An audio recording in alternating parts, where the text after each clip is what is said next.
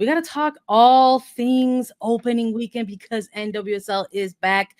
We want to chat our biggest takeaways. We're going to maybe tease a little bit of some players along the way when we name a best starting 11 out of the opening weekend. And of course, we want to thank everybody for joining us here on Attacking Third, whether you're joining us live on YouTube, if you're watching us on Golazo Network, or listening to us as a podcast. We're just happy that you're here.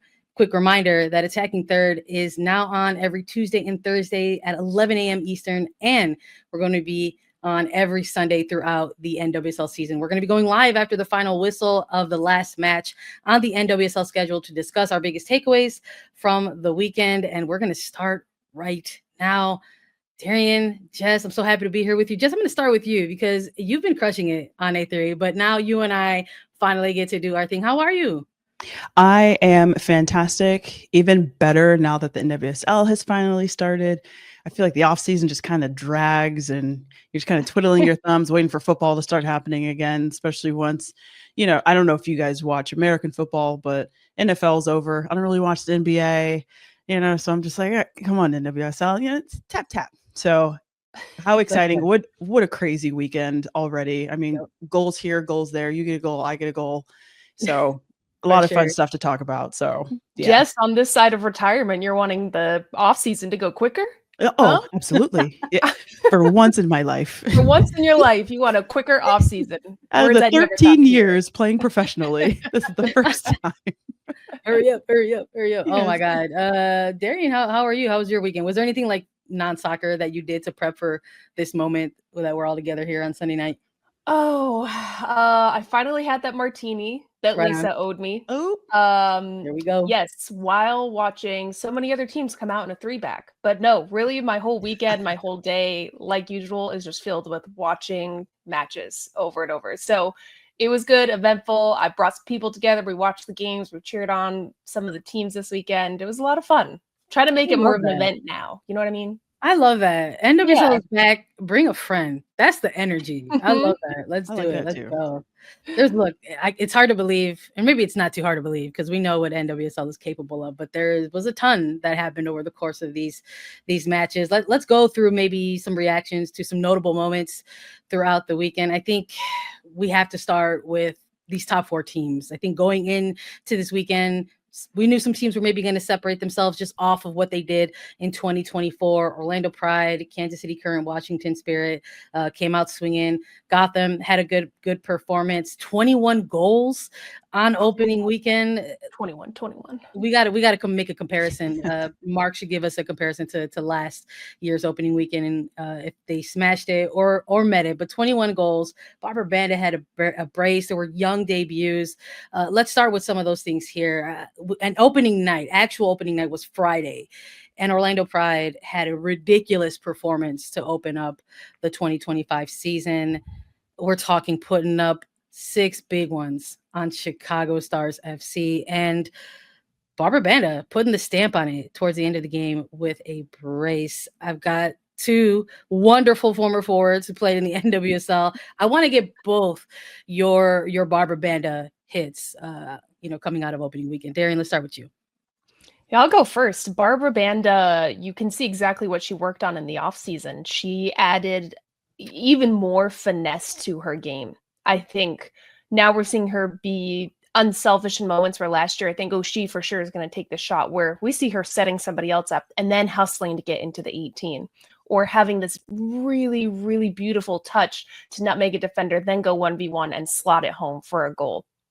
I think we're seeing the evolution of her growth, which is so scary to say, from what she did terrorizing teams last year. She's a forward you cannot make a mistake around. And when teams, when they were trying to play out and a slow pass was made or there wasn't enough pace on it, the texture was a little weird, a touch was a little too far from your body, Banda's there sniffing it out. And I just love it because you're thinking, even we interviewed Seb Hines a couple of times last year and we were like, how do you even train Banda? Like, seriously, what do you do to make her have to go into situations where she doesn't come out on top, where you're actually training maybe some of her quote unquote weaknesses? And I think we're really seeing it. And she just looks so suave and confident, and like she hasn't skipped a beat from last season. Jess, for you, it's only week 1, but have you seen any evolution to Banda's game in just what we saw out of her performance against Chicago? Oh, 100%. You could definitely tell her technical ability was something that she worked on this offseason because her touch would be first touch sometimes would be a little too far from her. And so that would stop her from scoring a goal or making an assist. So now you see the comfortability that she has on the ball now. She's getting out of tighter pockets of space, which is very scary, which Darian said already. But if I was any defense, I mean, the same approach with Chawinga. What are we going to do to stop these women who are so technical in these tight spaces? Now she wants to set up her teammates. So we're probably going to see a lot more assists from her this season, not just goals, but assists as well. And that's what's going to help evolve Barbra Banda moving forward. And I'm excited to see it. I have my popcorn ready to see what she's going to continue to do, but she definitely looks much more comfortable. And it's only been the first game. Usually the first game, you got to dip your toe in the water and, your touch isn't always great in the first game, And so when you move forward, you want to get better and better, but she was fantastic in the first game. And that says a lot what she did this offseason. So she came in prepared this year because she knows what to expect from the NWSL. So now she's adding a little bit of repertoire to her soccer book. 100%. The other side of things, Washington Spirit was taking on Houston Dash, and they were coming off of the Challenge Cup. So these two teams were highlighted as the two best. They met in the final in 2024, and now they were opening up the weekend.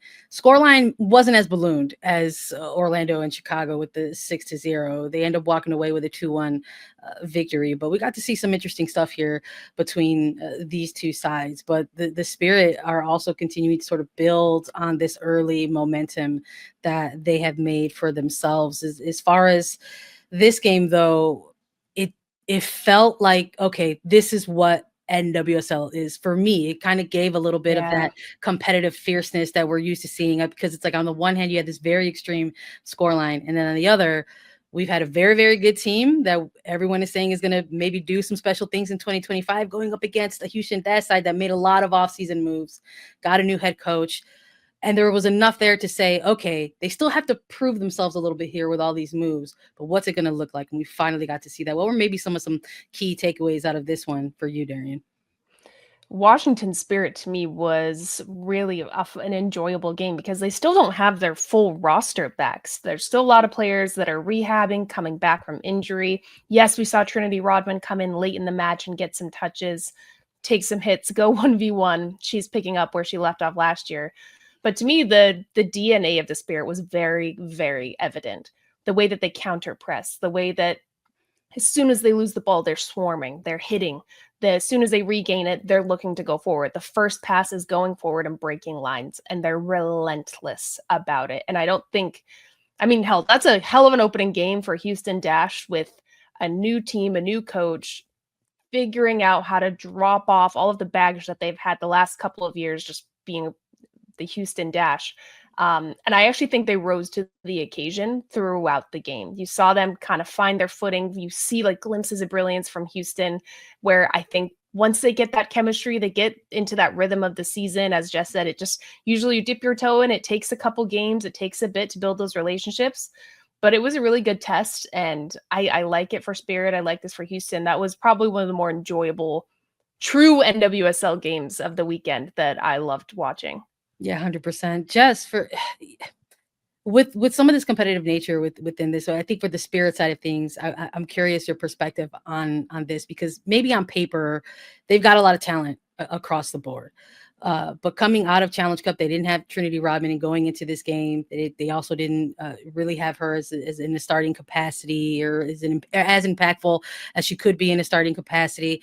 And maybe for casuals or folks just tuning in for the first time for the grand event of whatever an opening weekend is, they're like, no, Rodman, that's going to be a problem for the Spirit. What does it say about this early glimpse of some of the depth of this Spirit squad? Yeah, it's scary when you see a team have depth, because when one player goes down, and they proved it last season as well. They went through so many injuries last year and still made it to the final. So that lets you know how deep that bench is. So no matter who's starting, they're going to bring some fire, exactly what they did in this first game up against Houston. I love their identity. I love how hungry they are, even behind the ball. You could tell where their pressure pockets are. They're very well disciplined. You could tell exactly what they're trying to do. You could see what their identity is, and everybody is bought in. And that's a very difficult thing to do as a coach, as an organization with the team, when everyone is able to be bought in and be successful. And for them to not have their star players playing this weekend, oh my goodness, imagine when they're going to be in. They're already winning games when they don't have their star players. So that lets you know that their bench runs so deep, and it is so impressive to watch. But I also love these players who step in, who don't get necessarily the playing time that they want, who aren't predominant starters, from Britt Ratcliffe, Ashley Hatch. She proved herself last season when she wasn't predominant starter. She started in the middle of the season last year. I'm happy she got the start over the weekend. I thought they were absolutely phenomenal over the weekend. And so that just shows you the talent that this roster truly has at the end of the day. And that is also scary. Yeah, I mean, it's just week one, but it almost sort of seems like this is just a glimpse of scratching the surface a little bit. I think what was really exciting about this is to sort of see this Spirit side kind of take on this regular season game one, coming out of just winning the Challenge Cup. Like, what were we going to see? What type of adjustments were they going to make, if any? I think we saw that pretty early on with that starting 11, seeing Bernal slotting into that back line, after making that debut in the Challenge Cup.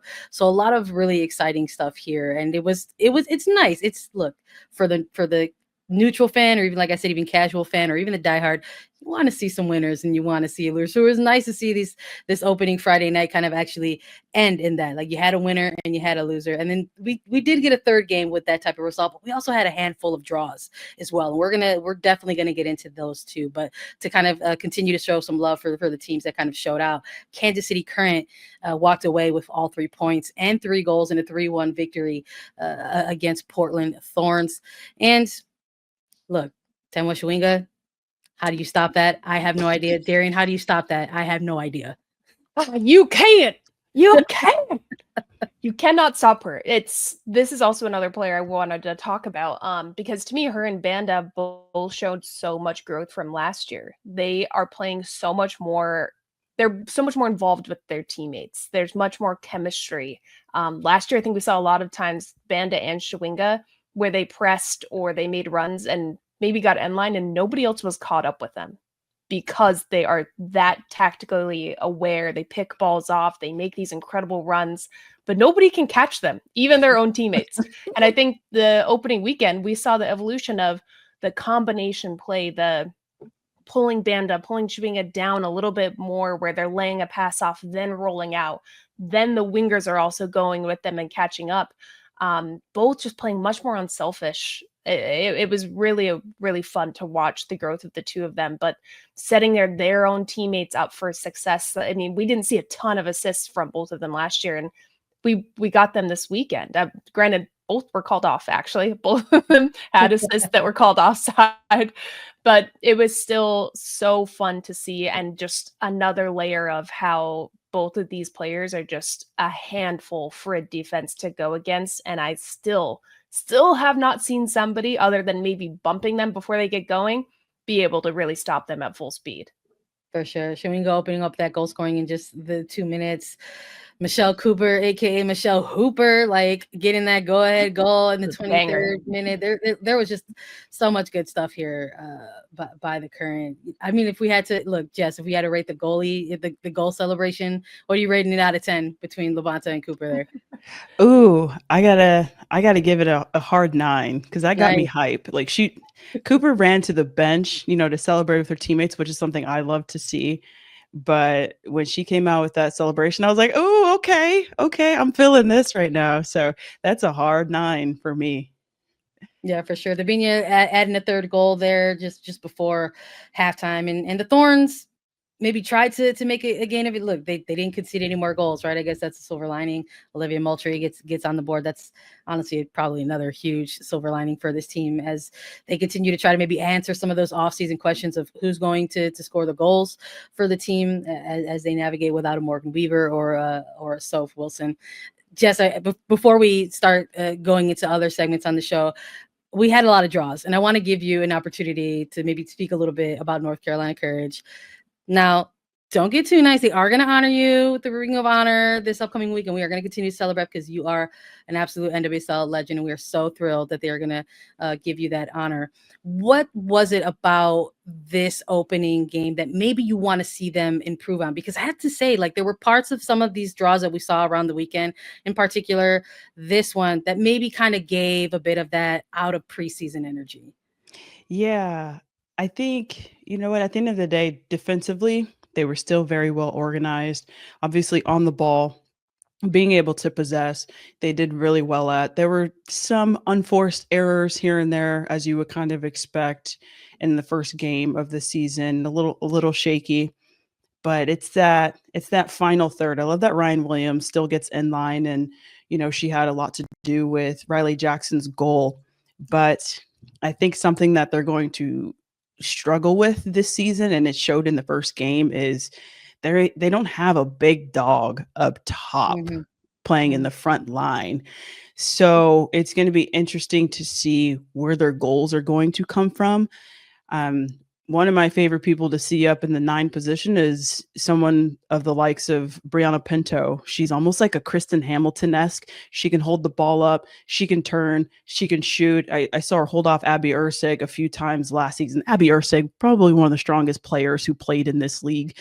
She held her off, and she had some goals herself. So I'd like to see a little more pizzazz up top. I think it's just a little disconnected up front, and it showed a little bit last season as well. So hopefully they find someone in that 9 position who can hold the ball up, who's got a little bit of speed, who can get in behind, who can combine, just everything that you need in a 9. I think that's where their biggest struggle is, and I think that's going to continue this season if they don't make a change there. Absolutely. And maybe we'll see it in week 2.